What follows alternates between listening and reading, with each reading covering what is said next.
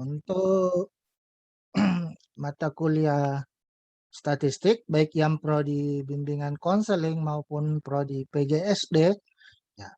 Tadi yang saya putarkan itu 2 video mengenai apa ya, penyajian data, ya, yaitu baik pada saat pilpres, ya, yaitu quick count maupun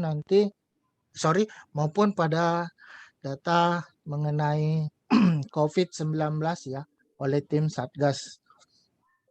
Nah, sebelum kita masuk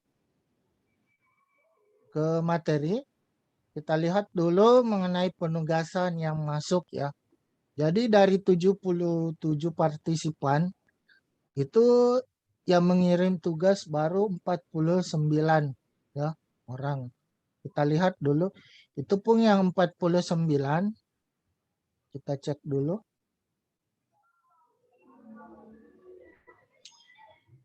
Nah, misalkan di sini kita cek punyanya Fajriyah. Nah, ternyata aksesnya ya, belum dibuka ya. Jadi pastikan file yang di-upload di Google Drive itu sudah bisa diakses oleh siapapun. Jadi pastikan itu bisa diakses. Ya. Jadi kita lihat lagi punyanya Miftahul Jannah ya.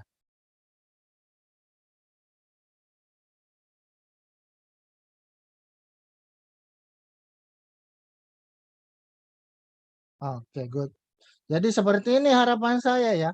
Jadi nanti saya akan periksa dan beri nilai di SPADA. Jadi nanti saya akan lihat, misalkan ini data kuantitatif, kita coba cek dulu.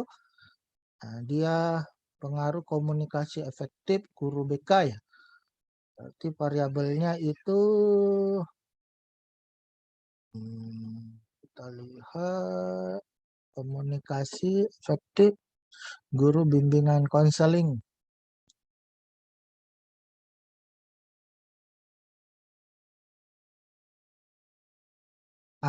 Harusnya di variabelnya itu cukup ambil komunikasi efektif guru bimbingan konseling dan variabel yang satunya lagi yaitu minat mengikuti layanan konseling ya, seperti itu.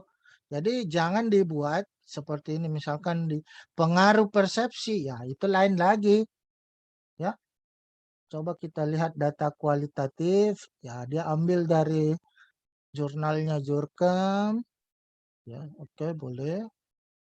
Kita lihat variabelnya apa ya?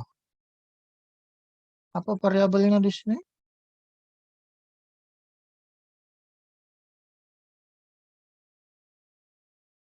Dia tidak sebutkan ya. Nah, harusnya Anda sebutkan dia variabel apa di jurnal itu. Kemudian data kontinum, pengaruh layanan konseling terhadap keterbukaan diri. Nah, itu variabelnya kan layanan konseling sama keterbukaan diri ya. Nah, yang jadi masalah di sini yang mana yang variabel kontinumnya harus disebutkan.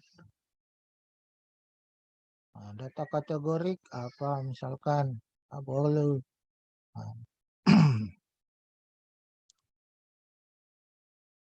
Nah, ini misalkan variabel data kategorik kan perilaku agresif. Nah, silakan disebut, oh variabelnya adalah perilaku agresif. Bukan judulnya ya, bukan judul jurnalnya ya, tapi yang mana variabelnya itu yang penting sebenarnya. Supaya kita tahu bahwa, oh apakah Anda paham menentukan yang mana variabel, yang mana masuk data kontinum, ya, yang mana masuk misalkan data nominal, yang mana masuk ordinal, interval maupun rasio. Ya, ini contoh dari Miftahul Jannah ya, dari prodi bimbingan konseling masih kurang ya. Kita lihat misalkan dari prodi PGSD ya.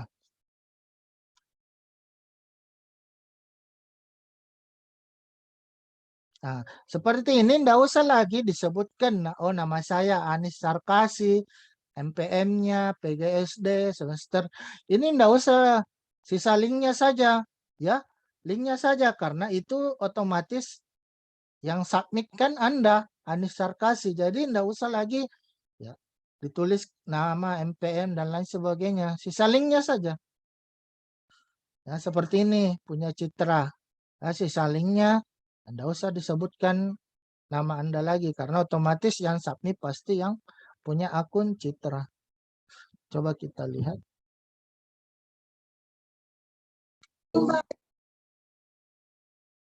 Nah, ini tidak bisa dibuka ya, tidak dibuka aksesnya. Jadi hanya itu, silakan perbaiki lagi aksesnya ya. Perbaiki aksesnya ya. Jadi ini tetap terdata ya. Jadi sisa Anda masuk di Google Drive-nya pastikan bisa diakses oleh siapapun. Jadi dia tetap terdata di sini kecuali yang belum submit. Kecuali yang belum submit itu otomatis tidak boleh submit lagi karena kita batasi waktu submitnya itu misalkan 1 minggu. Ya, seperti itu. Oke, kita lanjut ke materi yang pertemuan kedua kali ini yaitu tentang penyajian data dalam bentuk grafik ya. Data dalam bentuk grafik dan tabel.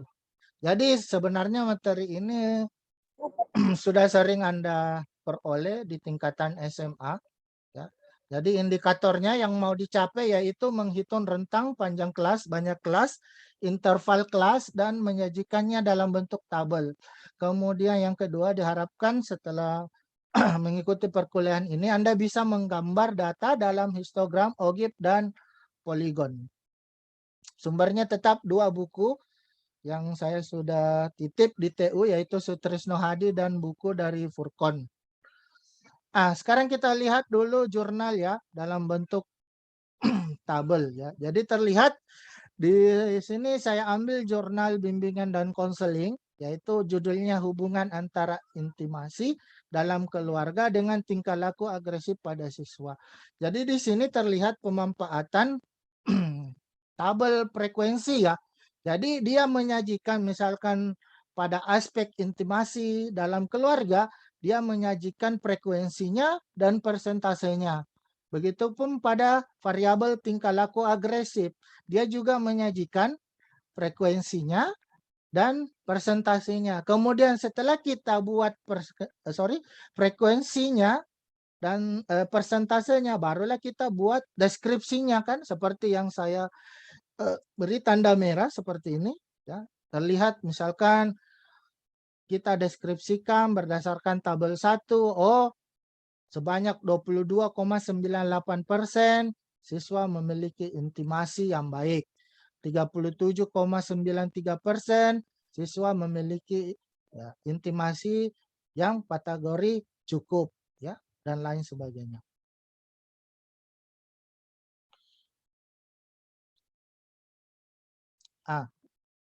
Ini contoh jurnal untuk prodi PGSD ya. Penyajiannya dalam bentuk tabel dan grafik ya. Judul penelitiannya itu pengaruh kebiasaan membaca terhadap kemampuan menulis siswa kelas 4 SD segugus 3 misalkan. Tentu dari judul ini kita bisa menentukan variabelnya ya. Ya. Sorry.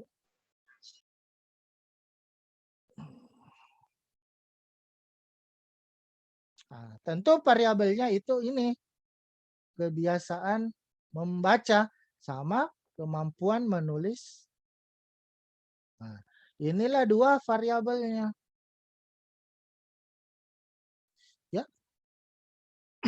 Kemampuan membaca dan kemampuan menulis siswa.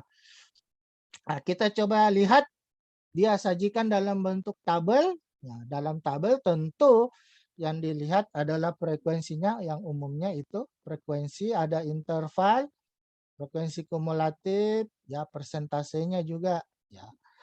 Ini dalam bentuk tabel. Untuk variabel kebiasaan membaca. Dari sini, dari tabel inilah kita bisa membuat grafiknya. Di sini dipilih misalkan diagram batang. dari diagram batang itulah dia bisa buat deskripsinya seperti yang ada di bawah. Ya, di sini dia mendeskripsikan bahwa misalkan untuk variabel kebiasaan membaca, terdapat 18 siswa atau 14,4% yang berada pada kategori sangat tinggi, 70,4% berada pada kategori tinggi, dan 15,2% berada pada kategori sedang. Ya. Untuk variabel kemampuan menulis juga seperti itu, dia bisa disajikan dalam bentuk tabel dan grafik, kemudian dari dari tabel dan grafik itulah kita bisa buat deskripsinya. Tentu kalau misalkan kita kumpulkan data tanpa membuat tabel frekuensinya maupun mungkin grafiknya, itu agak sulit ya, mendeskripsikannya kan kalau kita tidak mengumpulkan. Nah, itulah kenapa kita pada pertemuan kedua ini kita belajar cara membuat tabel frekuensi nanti, baik yang individu maupun kelompok, ya, maupun nanti misalkan cara menggambar, ya, meskipun tidak semua grafik mungkin nanti diajarkan, hanya beberapa grafik tertentu ya. Sekarang kita lihat contoh data ini. Ini ada data 35 siswa yang memiliki nilai perilaku agresif. Tentu kalau saya mau buat deskripsi seperti di slide sebelumnya, ya, saya tidak bisa. Ya. Kenapa tidak bisa? Karena ini kan datanya terpecah-pecah ya. Artinya tidak dikelompokkan berdasarkan mungkin ya tunggal ataukah kelompok. Ya. Kalau misalkan mau didistribusi frekuensi data tunggal ataupun nanti distribusi data kelompok ya. Kalau seperti ini datanya, kita tidak bisa mendeskripsikannya ya. Kalau datanya seperti ini, yaitu data mentah. Nah, oleh karena itu ada namanya istilah statistika deskriptif. Ya.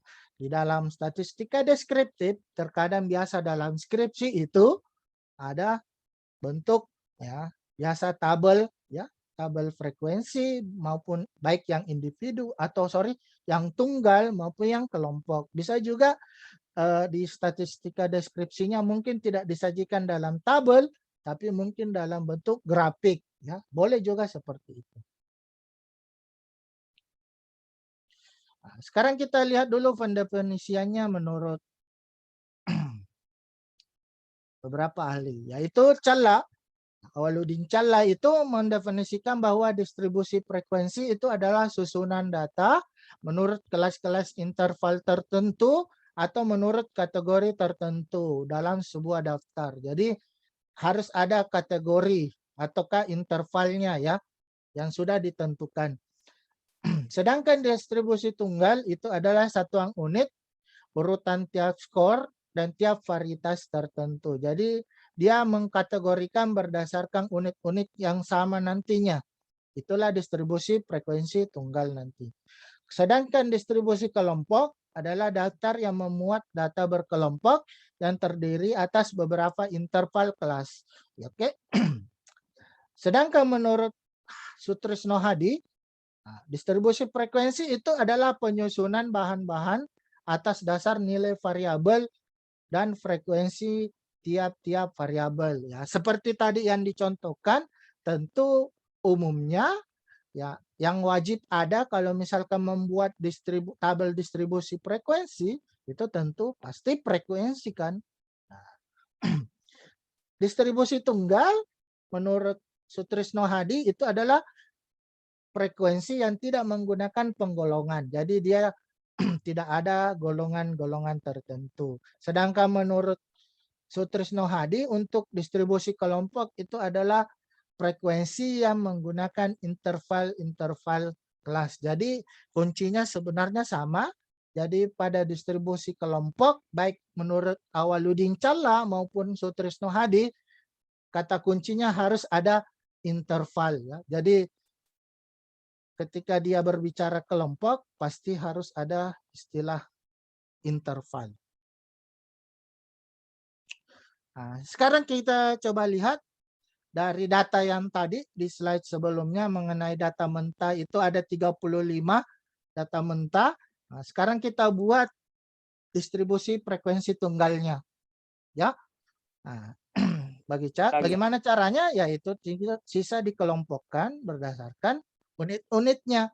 Nah, misalkan yang memiliki nilai perilaku agresif 13, ada berapa? Oh, ada 1. Berarti frekuensinya 1.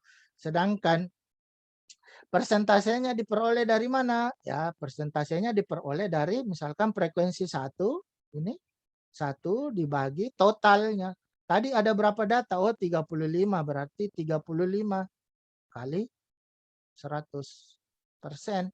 Nanti diperolehlah ini 2,86%. Saya kira ini gampang ya untuk distribusi frekuensi tunggal. Begitupun untuk misalkan 19, ya ada 2. Jadi bagaimana cara memperolehnya? Oh, berarti 2 dibagi 35 kali 100%. Nanti diperoleh sekitar 5,71%. Dan seterusnya sampai ada sisa 18. Nah, tadi kalau misalkan dia berbentuk data mentah, oh berarti ada 35. Setelah kita kelompokkan dalam distribusi frekuensi tunggal, ya, datanya sisa berubah menjadi 18 saja. Nah, dari sini sebenarnya meskipun belum bisa menarik kesimpulan yang cukup baik, tapi setidaknya kita sudah bisa buat deskripsinya. Ya, di sini saya contohkan beberapa deskripsi, misalkan untuk yang distribusi frekuensi tunggal. Misalkan, oh nilai maksimum perilaku agresif, yaitu terlihat bahwa yang paling tinggi itu adalah 52 dengan persentase yaitu sekitar 2,86%. Nilai terendah, ya, nilai terendah misalkan ya tentu yang paling kecil yaitu 13. Jadi persentasenya yaitu sekitar 2,86%. Kemudian yang paling sering, tentu yang terlihat adalah frekuensinya yang tinggi, yaitu yang 42, di mana frekuensinya adalah 6. Ya, yaitu dengan persentase sekitar 17,16%. Jadi di sini bisa ditarik kesimpulan bahwa distribusi frekuensi tunggal efektif digunakan jika skor yang diperoleh relatif tidak beragam. Jadi misalkan kita punya data mentah, jadi tidak terlalu banyak. Ya, tadi ini contohnya ada 35 kan, data mentahnya ini kan ada 35 ya. Sorry. Nah, data mentahnya ini kan ada 35 ya. Sekarang sisa berubah menjadi 18. Nah, ini kan awalnya 35. Nah, sekarang sisa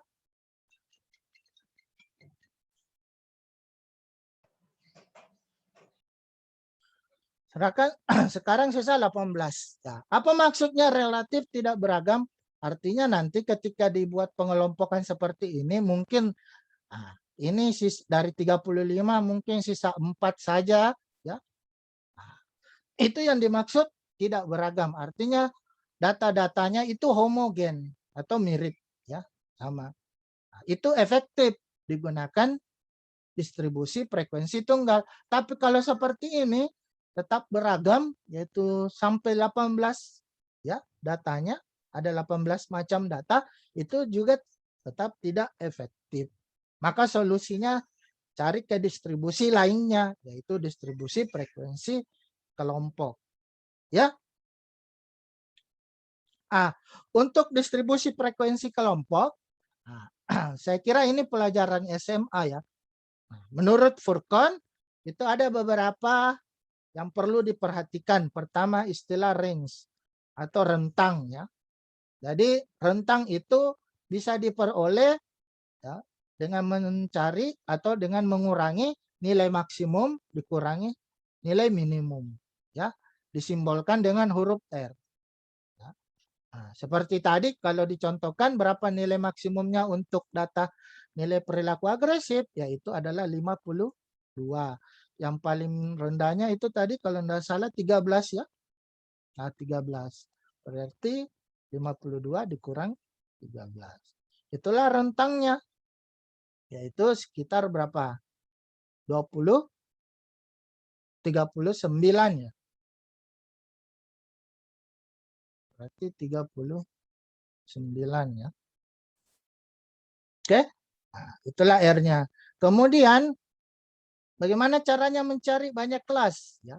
Banyak kelas itu adalah jumlah interval kelas. Jadi jumlah interval kelas yang diperlukan untuk mengelompokkan data.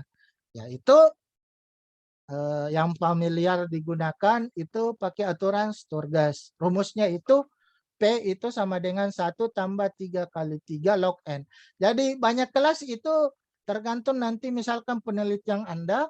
Kalau memang tidak ditentukan intervalnya, maka gunakan rumus ini. Tapi terkadang misalkan ada kategori yang Anda rujuk pada penelitian Anda, jadi Anda tidak boleh menggunakan rumus ini. Ya, gunakan rentang yang menjadi rujukan penelitian Anda. Misalkan sudah ada di bab 3 Anda, oh hasil belajar dari 70 sampai 75 itu kategori apa? Nah, berarti itu sudah ada banyak kelasnya kan? Anda sudah tentukan tersendiri. Ya. Tapi kalau belum ada berarti otomatis Anda harus cari dengan prinsip aturan Storegast. Ya. Di mana N itu adalah banyaknya data. Nah, yang perlu diperhatikan di sini tidak selamanya itu mengikuti aturan Storegast. Tergantung jenis data dan teknik pengumpulan data.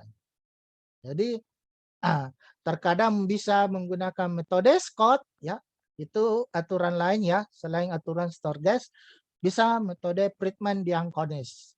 Ya, tapi yang umum digunakan itu pakai aturan Storegast.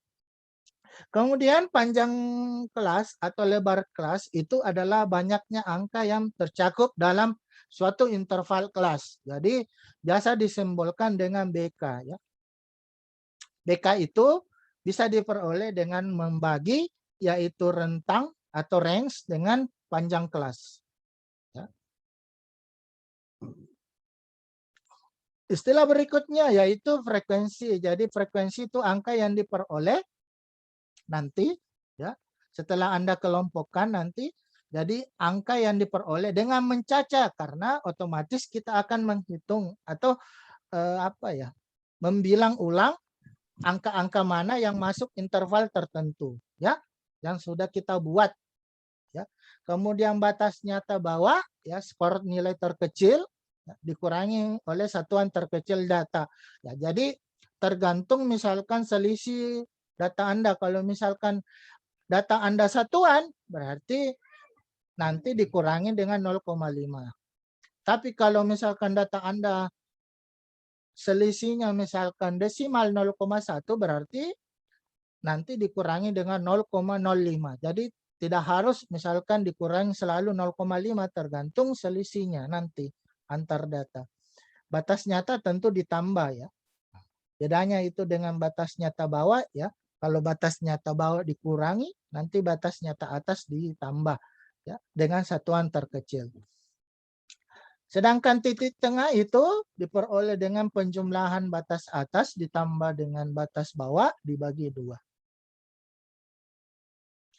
Oke, sekarang kita coba analisis dari tadi data perilaku agresif ya. Kita contoh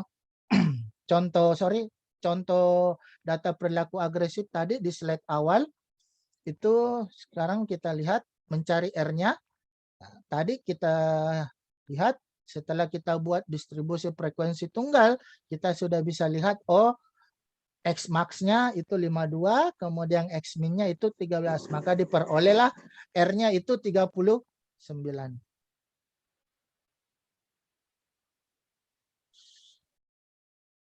Kemudian nilai P-nya. Kenapa di sini dia tidak menggunakan aturan Storegast? Karena ternyata di angket ya, di angket perilaku agresif itu sudah ada rentang yang sudah ditentukan opsi yaitu 4, 3, 2, 1, yaitu di mana sangat setuju, tidak setuju, R dan SR. Jadi kalau misalkan seperti ini variabel, ini variabel perilaku agresif. Nah, ini kan nanti kita ukur atau kumpulkan data dengan menggunakan angket. Nah, ternyata di angketnya itu dari setiap pernyataan yang kita buat itu sudah ada opsi, yaitu ada 4. Kebetulan di sini di data ini ada 4 opsinya. Nah, maka otomatis nilai P-nya itu adalah 4 karena kita sudah tentukan di angketnya. Oke, berarti secara otomatis nanti sisa kita cari BK-nya, yaitu dengan membagi 39 dibagi 4. Ya, nah, berarti diperolehlah 9,75. Nah, maka diperoleh data dibulatkan itu adalah 10. Nah, dengan demikian kita sudah bisa buat interval kelasnya. Oh, SR sangat rendah. Oh, 13,22. Sorry, dari angka 13 sampai angka 22 itu masuk kategori sangat rendah. Oh, dari angka 23 sampai 32 itu masuk pada kategori rendah. 33 sampai 42 oh masuk kategori tinggi. 43 sampai 52 oh masuk pada kategori sangat tinggi. Nah, sekarang batas nyatanya nah, itu karena selisih angkanya ini kita pakai ya. Ini kan selisihnya yaitu 13 14 masuknya ya 13, 14, 15 dan seterusnya sampai nanti 22 itu masuk kategori sangat rendah, berarti selisihnya itu adalah 1. Nah, berarti selisihnya ini adalah 1. Berarti nanti dikurangi 0,5 ya. Karena selisihnya adalah 1, berarti dikurangi 0,5. Sehingga batas nyata bawahnya itu 12,5. Sedangkan batas nyata atas ya untuk kategori sangat rendah sisa kita tambah dengan 0,5 untuk data tertinggi yaitu 22. Itu diperoleh 22,5 dan batas nyata bawah untuk kelas sangat rendah yaitu 12,5. Itu contoh menentukan batas nyata bawah dan batas nyata atas. Sedangkan nilai tengahnya pada interval sangat rendah itu sisa kita tambahkan 22 tambah 13 dibagi 2 berarti diperolehlah 17, nah, dari sini kita bisa membuat tabel distribusi kelompok ya. Nah, tadi 13 sampai 22 kategorinya sangat rendah. Oh, 23 sampai 32 rendah. 33 sampai 42 tinggi. 43 sampai 52 sangat tinggi ya. Nah, cara mencari titik tengahnya sama dengan yang tadi saya contohkan tadi 1 ya, yaitu sangat rendah yaitu diperoleh 17,5. Nanti diperoleh dengan langkah yang sama yaitu ditambahkan 23 dengan 32 baru dibagi 2 nanti diperolehlah ini ya. Kemudian 42 ditambah 33 ya, di sini 42 tambah 33 baru dibagi 2 nanti diperoleh ini 37,5 dan begitupun untuk yang pada kategori tinggi. Nah, sedangkan frekuensi ini yang saya bilang tadi kita harus mencacanya. Ya, artinya kita kembali ke data awal tadi ya. Kita lihat yang interval misalkan yang paling atas saja dari 43 ini sampai 52. Sisa kita lihat misalkan di sini. Oh, 43 sampai 52. Oh, kita hitung, kita caca ulang. Ada 1, 2, ada 1, 2 berarti sudah 3, tambah lagi 1 berarti 4. Berarti makanya di sini frekuensinya adalah 4. Begitupun yang lain. Ya, yang pada kategori tinggi kita caca ulang lagi, hitung ulang. Yang kategori rendah kita hitung ulang. yang masuk pada interval kategori sangat rendah, kita hitung ulang. Sehingga totalnya nanti sama dengan jumlah data awal, yaitu data mentah, yaitu 35. Sedangkan frekuensi kumulatif, bagaimana cara memperolehnya, yaitu ini misalkan datanya kita pindahkan saja 4 frekuensinya. Kemudian ini 4 kita tambahkan dengan frekuensi setelahnya atau di bawahnya. Berarti 4 ditambah 14 maka diperolehlah 18. Ya. Kemudian ini lagi ditambah dengan frekuensi ini. Maka diperolehlah 29. Kemudian 29 kita tambah dengan 6 maka diperolehlah 5. Itulah cara membuat frekuensi kumulatif.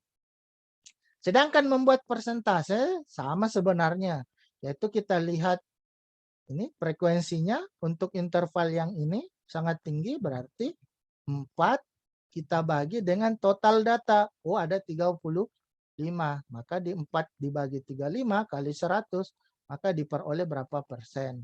Nanti di sini setelah dibulatkan ternyata diperoleh 11,42%. Begitupun untuk yang data pada kategori tinggi, yang mana frekuensinya 14. Berarti cara mencari persentasenya 14 dibagi 35 kali 100%. Nanti diperoleh sekitar 40%. Untuk kategori rendah frekuensinya berarti 11 dibagi 35 kali 100. Maka diperoleh sekitar 31,42%. Begitupun untuk yang kategori sangat rendah dengan frekuensi 6 dibagi 35 kali 100. Maka diperoleh 17,16%. Nanti sepintar-pintar Anda yang melakukan pembulatan. Intinya di sini nanti persentasenya totalnya itu harus 100%, ya. Dari sini kan sudah ringkas dari 35, ya. Dari 35 data mentah, ya, data. Kalau kita menggunakan distribusi frekuensi tunggal tadi berubah menjadi 18, ya, distribusi tunggal. Ternyata ketika kita gunakan distribusi kelompok itu sisa 4. Ini yang dimaksud seragam, kan? Dia seragam karena dia makin homogen, artinya macamnya itu makin sedikit. Ketika seperti itu, maka lebih gampang kita menafsirkan atau mendeskripsikan data itu seperti ini. Misalkan saya contohkan, ya, kita sudah bisa mendeskripsikan. Berdasarkan tabel di atas terlihat bahwa 11,42% siswa memiliki perilaku agresif sangat tinggi. 40% agresif, perilaku agresifnya pada kategori tinggi. 31,42% pada kategori rendah dan seterusnya. Ya. Jadi kita bisa menarik kesimpulan kalau kita lihat, ya, kalau kita fokus di dua kategori ini, kalau kita jumlahkan 11% dan 40%, kalau kita jumlahkan itu bisa sekitar 51,42%. Berarti kita bisa menarik kesimpulan bahwa siswa kelas 7 SMP Negeri 3 Bengkulu perilaku agresifnya berada pada kategori tinggi dan sangat tinggi. Oh, kalau pada kategori tinggi untuk perilaku agresifnya, berarti kita bisa menarik kesimpulan atau mengambil tindakan bahwa perlu dilakukan layanan konseling pada kelas tersebut. Kenapa perlu? Karena sebagian besar, misalkan sekitar 51,42% itu berada pada kategori tinggi dan sangat tinggi. Oke, seperti itu ya. Contoh pendeskripsian tabel distribusi frekuensi kelompok. Oke, kalau kita lihat data mentahnya dengan memberikan kategorinya tadi, ya, 35, ya, terlihat bahwa yang maksud itu pada kategori tinggi, ada beberapa orang kan. Ya, karena kan tadi keputusannya berdasarkan analisis dari data distribusi frekuensi kelompok, katanya dia berada pada kategori sangat tinggi. Sehingga kita harus mengidentifikasi siswa-siswa mana yang masuk pada kategori sangat tinggi. Nah, karena SDM-nya tentu misalkan guru bimbingan konseling dari satu kelas tertentu itu terbatas, tentu kita harus pilih sampai mana yang kita berikan layanan konseling. Misalkan saya pilih layanan konseling kelompok kan seperti itu. Jadi tidak semua kita berikan treatment karena tentu kita punya keterbatasan, misalkan SDM ya, misalkan guru bimbingan konselingnya kan mungkin misalkan di kelas 7 mungkin cuma 1 orang dan lain sebagainya ya. Jadi sisa kita pilih yang mana yang perlu kita berikan layanan konseling. Misalkan di sini saya pilih layanan konseling kelompok. Oke, itu salah satu contoh pengkategorian. Selain dengan misalkan aturan Sturges, ternyata ada yang familiar terutama untuk variabel laten ya, terutama untuk mungkin pro di bimbingan konseling yang umum digunakan, misalkan di sini saya contohkan motivasi belajar. Jadi terkadang untuk mengelompokkan misalkan untuk yang variabel laten seperti itu biasa menggunakan umumnya digunakan yaitu pengkategoriannya punyanya Saifuddin Aswar ya, Saifuddin Aswar. Jadi dia punya teknik yang berbeda yaitu di mana dia menggunakan rata-rata ideal ya, ini disimbolkan dengan MI dan standar deviasi ideal SDI. Nah, jadi dia menggunakan rata-rata ideal ditambah 1,5 standar deviasi ideal itu lebih kecil dari X. Nah, misalkan di sini dicontohkan saya untuk penelitian saya yang judulnya pengembangan lembar kerja mahasiswa untuk menumbuhkan motivasi belajar pada mata kuliah kalkulus lanjut. Ya, di sini pengkategorian contohnya. Jadi dia berubah menjadi skor yang lebih besar dari 236 berarti dia masuk kategori sangat tinggi. Yang masuk kategori interval 155 sampai 236 dia sangat tinggi. Kategori tinggi dan seterusnya. Ya, ini contoh ya. Akan tetapi ini belum kita contohkan belum kita aplikasikan pada pertemuan ini. Kenapa? Karena kita belum belajar materi tentang rata-rata maupun standar deviasi. Makanya ini belum kita aplikasikan ya. Jadi yang umum digunakan yang tadi, yang aturan Sturges.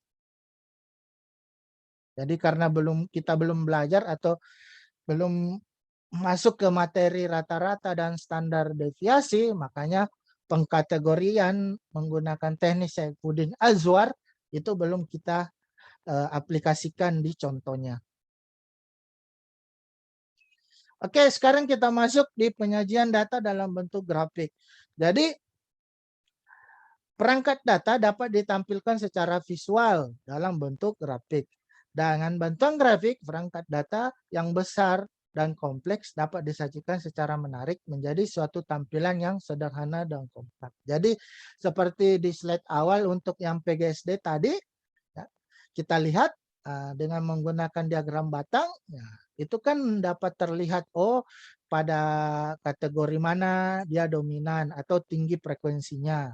Ya, itu kan lebih gampang seperti itu kita lihat dengan menggunakan visualisasi mata daripada misalkan mungkin dengan tabel ya.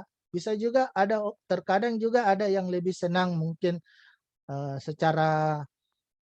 menggambarkan atau menyajikan datanya dengan bentuk grafik. Kadang juga ada yang menyajikan datanya dalam bentuk tabel. Itu kembali ke Anda nanti. dalam bentuk penyajiannya, terserah Anda. Grafik akan membantu menyederhanakan keadaan yang kompleks sehingga mudah dipahami oleh para pembaca ya. Seperti tadi data mentah yang misalkan perilaku agresif yang 35 orang itu kan sulit ditarik kesimpulan, tapi kalau nanti kita buat dalam bentuk visual itu kan lebih gampang ya kalau dalam bentuk grafik. Penyajian data dalam bentuk grafik bertujuan memberikan gambaran sebaran data dalam bentuk visualisasi yang nantinya erat hubungannya dengan letak tendensi sentral dan ukuran penyebaran data. Jadi nanti kita lebih gampang melihat, oh betul kalau misalkan rata-ratanya atau ukuran gejala pusatnya misalkan dinilai 75, oh betul karena bentuk visual datanya betul, dia tinggi misalkan di dekat rata-ratanya. Bisa seperti itu ya, jadi gampang dilihat ya, letak tendensi sentralnya apakah rata-rata misalkan yang kita pilih sebagai tendensi sentral itu pas digunakan untuk menggambarkan data atau betul-betul rata-rata itu representatif mewakili sebaran data. Nah, ini contoh penyajian datanya misalkan ya, ini dari penelitian si Sari ya, yang judulnya yaitu upaya peningkatan percaya diri siswa melalui bimbingan konseling. Ya, melalui bimbingan kelompok dengan menggunakan metode experience learning pada SMA. Ini skripsi dari Universitas Sanata Dharma. Jadi dia PTK ya kayaknya. Jadi dia menggunakan diagram batang di mana setiap satu kategori atau indikator ini ada 3 ya, yaitu ada yang pretest, siklus 1 dan siklus 2.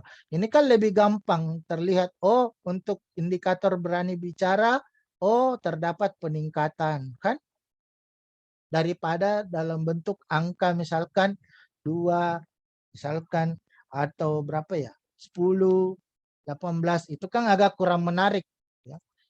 Dibandingkan kalau kita gambar misalkan dengan seperti ini diagram batang itu kan lebih gampang terlihat oh ada peningkatan atau tidak kan pada setiap indikator. Ini contoh di misalkan prodi PGSD ya. Dia juga PTK. Misalkan yang dia ambil datanya misalkan keaktifan belajar ya yang berwarna apa ini ungu ya, ungu itu adalah prasiklus ya, kemudian siklus 1, kemudian siklus 2. Dari dengan secara visual seperti ini itu kan gampang terlihat oh dari misalkan prasiklus ke siklus 1 sampai ke siklus 2 ada peningkatan ya. Kemudian untuk kategori hasil belajar juga kan terlihat secara gampang.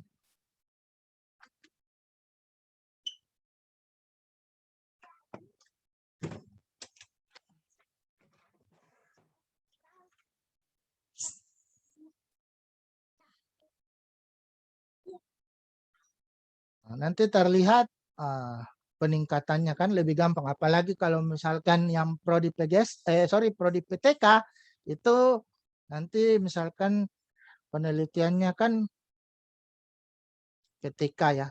Yang prodi PGSD misalkan skripsinya nanti PTK kan gampang kalau secara visual seperti ini. Ya.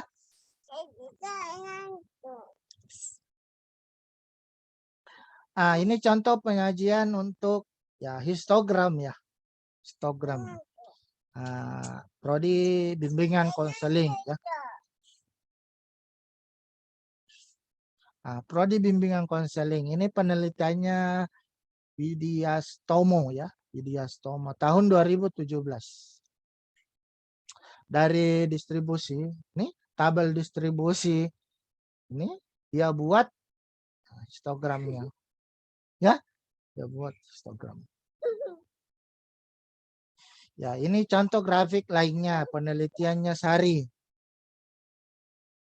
Penelitiannya Sari tahun 2016. Ya, dia menggunakan diagram garis ya. Dia menggunakan diagram garis. Oke.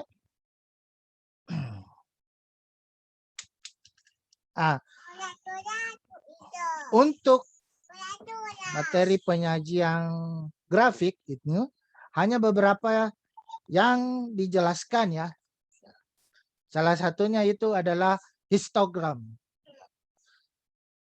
Kenapa histogram? Kenapa bukan dijelaskan diagram batang?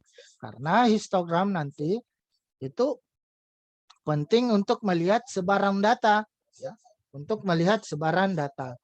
Nah, sekarang kita lihat dulu pendefinisian apa yang dimaksud dengan histogram. Menurut Awaludin Challa, itu histogram adalah grafik yang sering digunakan untuk menggambarkan distribusi frekuensi. Histogram itu merupakan grafik batang dari distribusi frekuensi. Bedanya dengan di grafik batang pada umumnya, kata kuncinya itu di sini.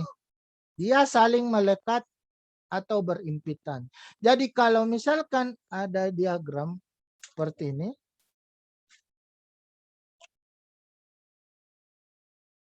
dia tidak berimpitan, berarti dia tidak masuk dalam histogram, tapi dia adalah diagram batang.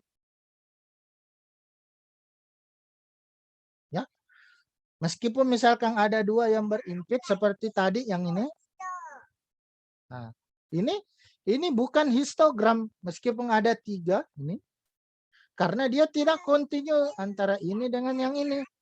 Ya, ini tidak berimpit ini. Berarti ini adalah diagram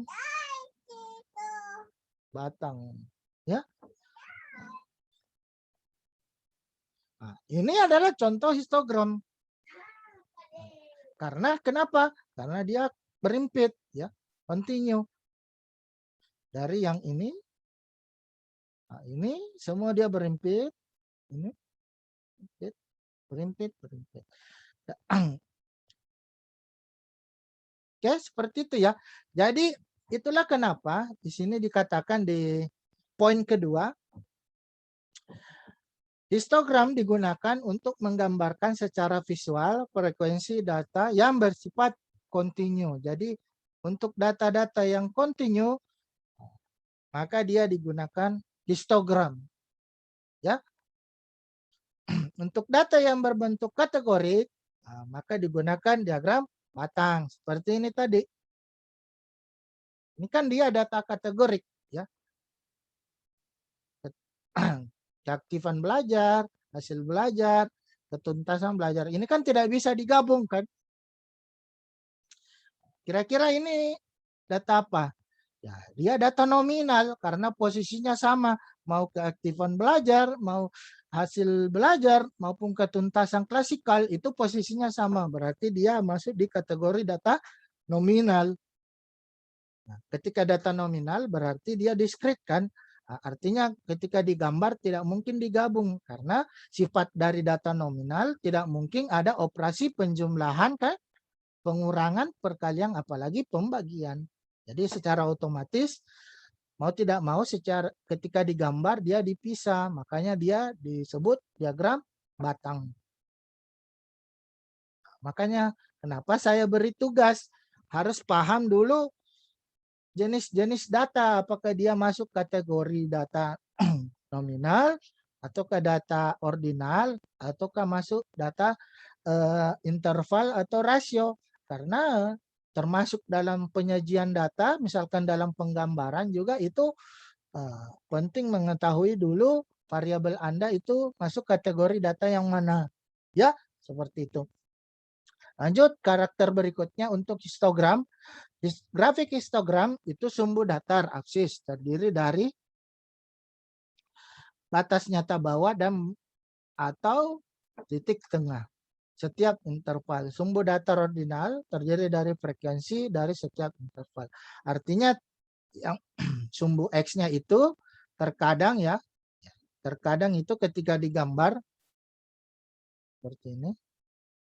Nah, ini sumbu X-nya ini Sumbu X-nya itu kadang yang ditampilkan itu adalah nilai titik tengahnya. Sedangkan sumbu Y-nya ini ya atau ordinat ini adalah frekuensi. Ya, itu adalah frekuensinya. Ini contoh tadi yang kita buat distribusi kelompoknya untuk variabel perilaku agresif SMP Negeri 3 Bengkulu. Ya, seperti ini. Jadi terlihat intervalnya dari 13 sampai 22. Kadang seperti ini yang digambarkan, boleh juga nilai tengahnya saja di sini. Tadi nilai tengahnya di sini berapa? 17 ya. Boleh juga nilai tengahnya di sini yang diambil 17 sekian kan. Boleh juga misalkan nilai tengahnya. Boleh juga batas bawahnya masing-masing yang ditampilkan untuk histogram. Jadi tidak ada masalah. Sedangkan tingginya itu adalah frekuensinya. Jadi boleh seperti itu ya. Ya. Tadi untuk mencari batas bawah nyatanya ini kan sudah diajarkan di aturan Sturges kan. Kalau sudah paham kan lebih gampang. Kemudian persentasenya itu kan tadi sama ya. Untuk tabel distribusi kelompok. Sedangkan peluangnya ini kan ketika ini dikali dengan atau dibagi dengan 100 yaitu sekitar 0,11 ya. Kalau kita jumlah akumulasi totalnya itu adalah 1. Jadi 1 total luasnya ini histogram ini itu adalah 1 ya. Jadi selama cara mencari persentase Anda benar dan pembulatannya juga benar, pasti totalnya kalau kita berbicara peluang itu adalah 1 ya. Kemudian dari sini kalau secara visual seperti ini dengan histogram itu kan lebih apa ya? Lebih gampang digambarkan kan? Juga lebih menarik tampilannya ketika dibaca oleh orang. Kemudian ada juga poligon. Poligon adalah grafik poligon frekuensi yang dibuat dengan menghubungkan titik-titik koordinat atau pertemuan titik tengah dengan frekuensi tiap kelas secara berturut-turut. Grafik poligon berwujud garis atau kurva. Jadi dia berbentuk garis atau kurva. Untuk deskripsi data, grafik poligon efektif digunakan untuk membandingkan keadaan 2 atau lebih distribusi seperangkat data. Untuk sebaran tendensi sentral, kurva normal merupakan salah satu contoh grafik poligon yang dilicinkan, yang absisnya memuat nilai variabel dan ordinat memuat frekuensi. Bentuk kurvanya seperti lonceng. Ya, saya ulangi tadi juga, histogram ini kan luasnya tadi adalah 1. Luas 1 itu adalah ciri juga, merupakan ciri dari kurva normal. Jadi luasnya itu 1. Poligon itu kan dibuat dari histogram. Mana yang diambil itu adalah titik tengahnya semua. Misalkan di sini tadi kan kalau histogram diambil batas nyata bawah dan batas nyata atasnya. Kalau poligon yang diambil di sini adalah titik tengahnya atau XI-nya. Kemudian ini tentu pertemuannya dengan sini ya di sini kan, makanya di sini. Kemudian di sini juga ditarik ke atas seperti ini. Kemudian di sini ditarik di sini, di sini. Kemudian ini juga ditarik juga frekuensinya di sini, di sini. Kemudian terakhir 47 titik tengah. Nanti juga di sini. Nanti sisa disambung. Ini luasnya, ini juga luasnya ini itu adalah 1. Kenapa juga sama? Karena poligon itu dibuat dari sebenarnya histogram. Kan? Ini juga adalah satu untuk luas satu. Ini kan sifat-sifat kurva normal. Ketika luas daerahnya itu adalah satu. Lanjut, grafik yang dipelajari berikutnya itu adalah OGIF. Jadi OGIF adalah merupakan poligon yang dibuat atas dasar frekuensi kumulatif. Ya, tadi juga sudah diajarkan bagaimana membuat frekuensi kumulatif. Garis suatu OGIF menghubungkan garis nyata bahwa setiap interval kelas, ya, itu menurut Furqon, ya. Nah, grafik OGIF dapat dibuat dengan absis nyata bawah dan ordinat frekuensi kumulatif dari bawah disebut OGIF positif. Sedangkan absis nyata atas dengan frekuensi kumulatif dari atas itu dikatakan OGIF negatif. Ya. Untuk sebaran tendensi, kenapa OGIF itu penting? Karena nanti akan terlihat bentuknya itu akan menghampiri kurva Joule kiri atau negatif squiness, ataukah OGIF negatif itu bentuknya menghampiri kurva Joule kanan. Jadi dari sini kalau misalkan kita gambar OGIF dari suatu sebaran data, kita bisa lihat, oh kalau misalkan dia masuk kategori OGIF positif, berarti nanti bentuk gambarnya mirip kurva Joule kiri. Ya, begitupun sebaliknya, kalau kita gambar OGIF negatif, berarti nanti bentuk kurvanya mirip kurva Joule kanan. Nah, ini contoh cara membuat OGIF dari data perilaku agresif, ya. Kita sisa butuhkan batas nyata bawahnya dan frekuensi kumulatifnya. Kita buat OGIF positif. Kalau OGIF positif berarti kita mulai dari bawah. Berarti ini kita tambah dengan 11, maka diperoleh 17 untuk frekuensi kumulatifnya. Nah, begitupun seterusnya, berarti 17 tambah 14 nanti diperoleh 31. Nanti terakhir 31 tambah 4 diperoleh 35. Nah, setelah diperoleh nilai frekuensi kumulatifnya, nanti sisa dipasangkan dengan batas nyata bawahnya. Batas nyata bawahnya yang pertama tadi kan 12,5. Nah, sisa dipasangkan dengan kira-kira 6 berapa sini, ya. Yang kedua 17 berarti sekitar di sini, ya. Berarti nanti titik pertemuannya di sini, di sini. Untuk batas nyata bawah yang ketiga itu 32. Nah, frekuensinya itu 31, berarti di sekitar di sini. Ya, sisa ditarik, pasangkan. Begitupun untuk yang terakhir nanti yang batas nyata bawahnya 42, nanti dipasangkan dengan frekuensi totalnya yaitu sekitar 35. Nanti setelah diperoleh titik-titiknya barulah ditarik garis, dihubungkan. Maka diperolehlah itulah gambar OGIF positif. Nah, selain berfungsi sebagai OGIF, ternyata dengan gambar visual seperti ini kita juga bisa menduga, ya, kita bisa juga menduga bahwa datanya itu mendekati sebaran normal. Karena kalau misalkan ini, ya, kalau kita ini menarik garis lurus, ini adalah bentuk sebaran normal. Jadi kalau data kita mengikuti garis lurus ini, berarti meskipun tanpa diuji, nanti meskipun tanpa diuji normalitas, misalkan pakai uji Shapiro, itu kita bisa menduga bahwa sebaran data kita itu mendekati sebaran normal, ya, sebaran normal. Nah, itu juga salah satu contoh pemanfaatan OGIF, ya. Kenapa OGIF juga penting dibahas pada materi ini. Nah, seperti ini kan untuk OGIF negatif, tentu yang diambil beda dengan yang tadi OGIF positif, yang diambil itu batas nyata atasnya. Begitupun untuk frekuensi kumulatifnya terbalik, kita mulai dari atas, ya.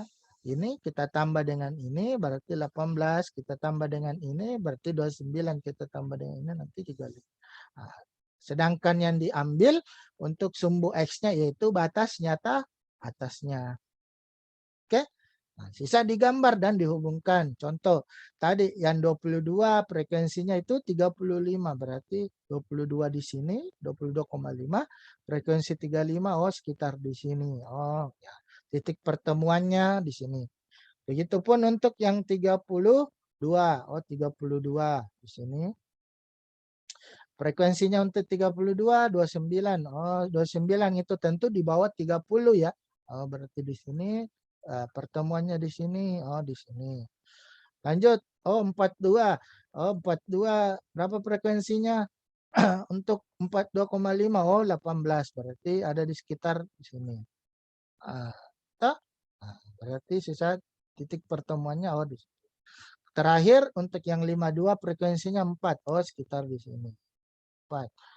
Sisa ditarik titik-titiknya. Nanti disambung. Nanti diperlihat seperti ini.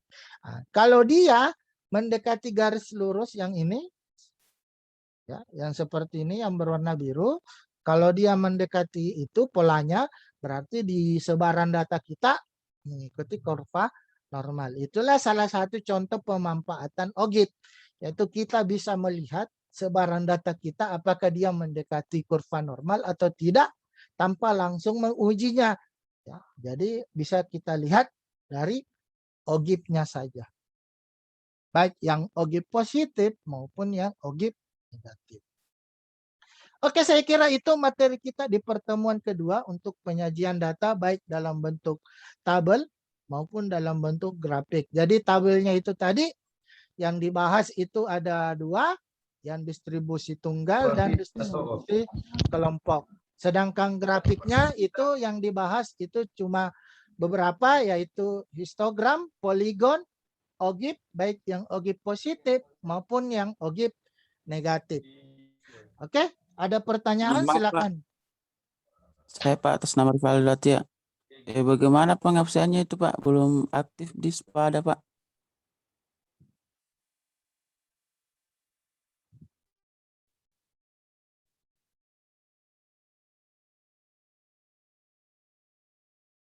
Oke, yang mau bertanya silakan aktifkan, Mas.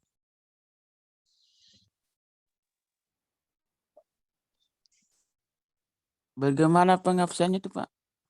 Absen apa? Belum aktif di SPADA. Oh, Belum absensinya aktif nanti di SPADA. jam, ya setelah itu absensi, memang saya setting ya. Iya, Pak. Saya setting, Anda harus Iya, Pak. download dulu materinya, kemudian ada waktu tertentu. Jadi kalau tidak salah ini nanti aktif dari jam 11.30 mungkin. Nanti Anda lihat keterangannya di situ. Sampai jam 1 kalau tidak salah ya. Iya Pak, makasih banyak Pak. Iya, iya. Jadi lihat di situ di setiap aktivitas ya, misalkan absensi itu kalau misalkan disyaratkan mendownload materinya ataukah ada waktu tertentu baru terbuka, nah berarti dia terbuka pada waktu itu. Misalkan waktunya jam 11.30, berarti nanti terbuka pada saat 11.30. Tapi ada syarat tambahan, misalkan Anda harus download materinya ini dulu, baru bisa Anda bisa mengabsen. Nah, berarti Anda harus mendownload materinya ini.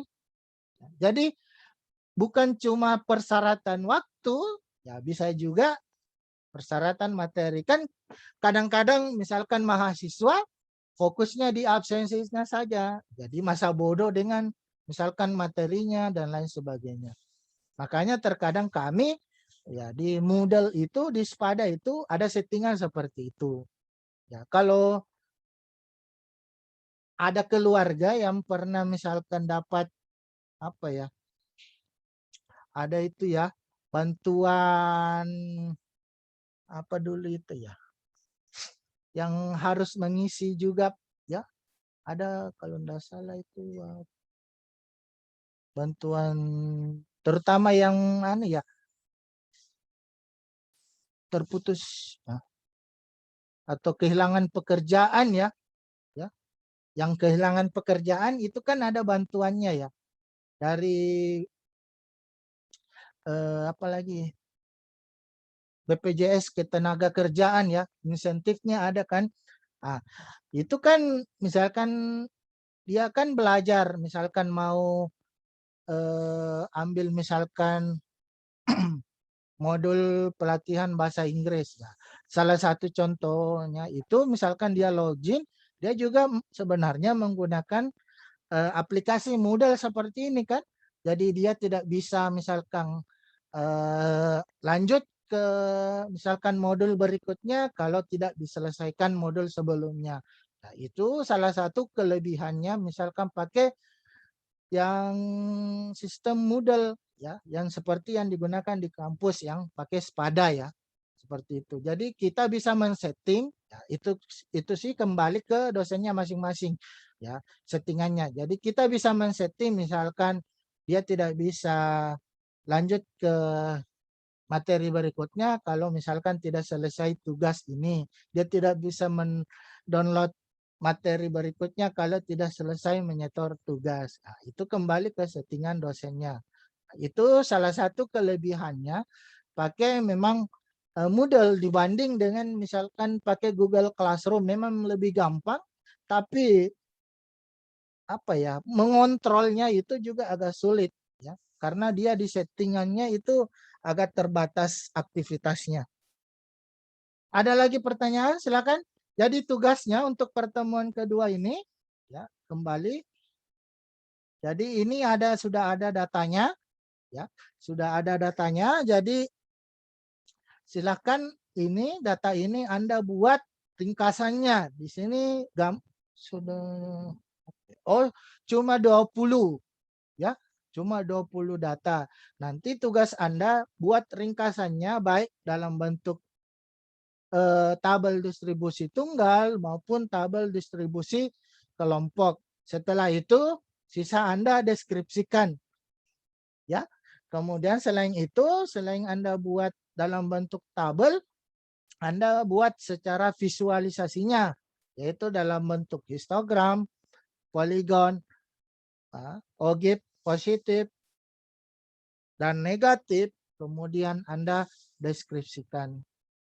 Saya kira ini gampang karena itu sudah ada di contoh di slide ini ya. Jadi sisa Anda ganti-ganti datanya sesuai di penugasan yang kedua. Oke, saya kira cukup untuk materi pertemuan kedua pada mata kuliah statistik baik pada prodi BK maupun prodi PGSD. Jadi jangan lupa penugasannya kembali itu deadline-nya 1 minggu ya. Jadi nanti tertutup pada tanggal 15 ya, 15. Jadi bukan tanggal 15 tapi sebenarnya kami tanggal 15 dini hari ya maksudnya ya, 15 dini hari. Jadi hari Kamis jam 23:59 itu terakhir Anda kirim. Seperti tadi saya perlihatkan dari 70 itu yang mengirim cuma baru sekitar 36 ya kalau tidak salah ya. Yang mengirim tugasnya itu cuma sekitar 36. Jadi mungkin cuma sekitar 50% ya. Itu pun masih ada yang belum bisa diakses ya. Jadi yang sudah mengirim tugasnya ya, silakan Anda cek dulu di Google Drive-nya apakah itu sudah bisa diakses supaya nanti saya bisa beri nilai. Ya. Yang sudah tersubmit itu otomatis nanti sisa Anda setting ya. Setting nanti di Google Drive-nya untuk filenya usahakan nanti bisa diakses oleh siapapun ya. Seperti ini contohnya misalkan. Ini tugas saya. Ya. Nanti di opsi mendapatkan link ya di sini. Misalkan ini Anda upload di Google Drive Anda.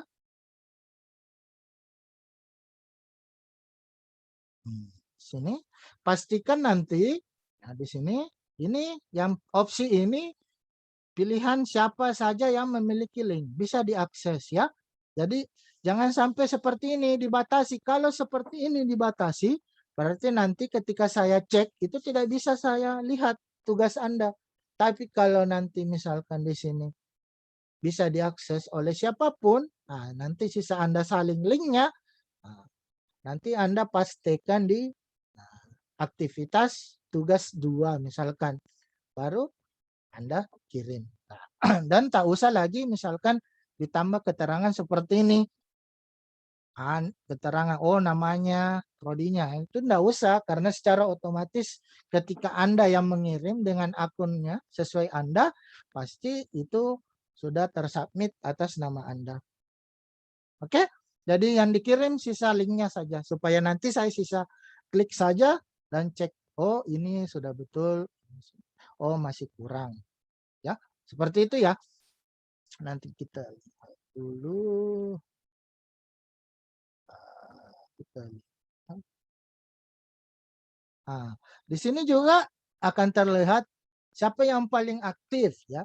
Oh, ternyata inilah orang-orangnya yang paling rajin ya untuk mata kuliah statistik ya, yaitu Indra, Reski Amalia, Oriska Reskiana, Zarina Azhar, Herlina, Rizal Anwar, Lita, Siti Nurfadilla, dan sebagainya. Nanti juga akan dibuat perankingan secara otomatis oleh sistem. Jadi sebenarnya nilai afektif juga bisa dilihat di sini. Oh, siapa yang paling aktif? Oh, otomatis nanti bisa jadi pertimbangan tersendiri di luar dari penilaian mungkin yang sudah kita sepakati di kontrak kuliah ya sebelumnya. Jadi aktivitas Anda di SPADA misalkan per mata kuliah itu sebenarnya bisa dilacak, bisa dilihat ya.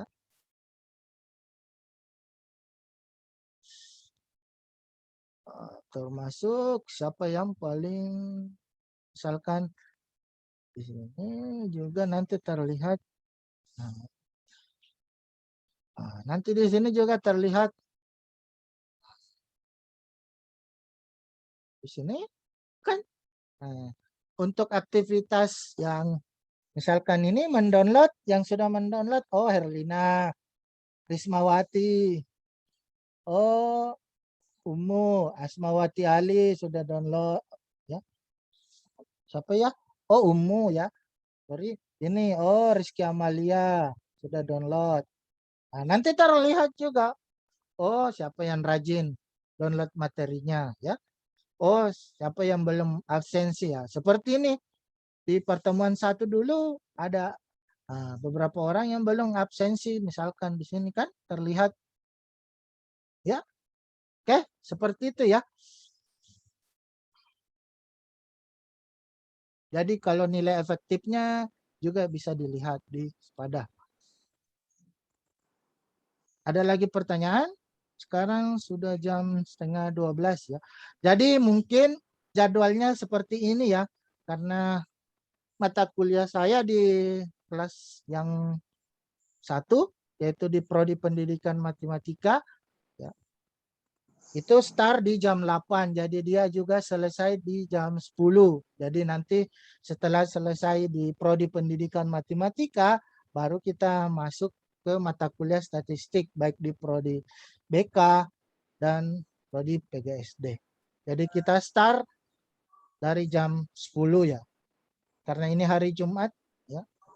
Seperti minggu lalu itu di Prodi Pendidikan Matematika itu saya tidak sempat mengajar karena kita start di statistik untuk Prodi PGSD dan BK itu di jam 9 dan selesai itu di jam 11. Padahal itu hari Jumat juga. Mengajar secara virtual seperti ini 1 jam itu saya kira tidak cukup ya. Apalagi menunggu join beberapa mahasiswa. Itu kan juga memerlukan waktu ya. Oke, saya kira cukup. Kalau memang tidak ada pertanyaan untuk mata kuliah statistik, silakan dikerjakan tugasnya. Oh ya, saya lupa. Di situ ada aktivitas, aktivitas di sini ada aktivitas ini forum diskusi. Jadi ini aktivitas forum diskusi itu disediakan buat Anda untuk bertanya apabila memang ada materi yang belum dipahami dan belum sempat bertanya ketika diajarkan secara virtual langsung atau sinkronus ya. Di sini sisa Anda klik, baru Anda nanti tambah topik. Misalkan, oh bagaimana cara membuat ini Pak? Nah, siapa tahu belum sempat diperhatikan tadi ya pada saat dijelaskan ulang ya, silakan Anda bertanya di aktivitas forum diskusi. Ya, saya kira itu ya yang perlu saya jelaskan mengenai SPADA juga. Ya. Kalau memang tidak ada pertanyaan, nanti silakan absensi sesuai jadwal ya yang ditentukan di aktivitas absensi kehadiran. Saya akhiri dengan ucapan wassalamualaikum warahmatullahi wabarakatuh. Waalaikumsalam Waalaikumsalam warahmatullahi warahmatullahi wabarakatuh.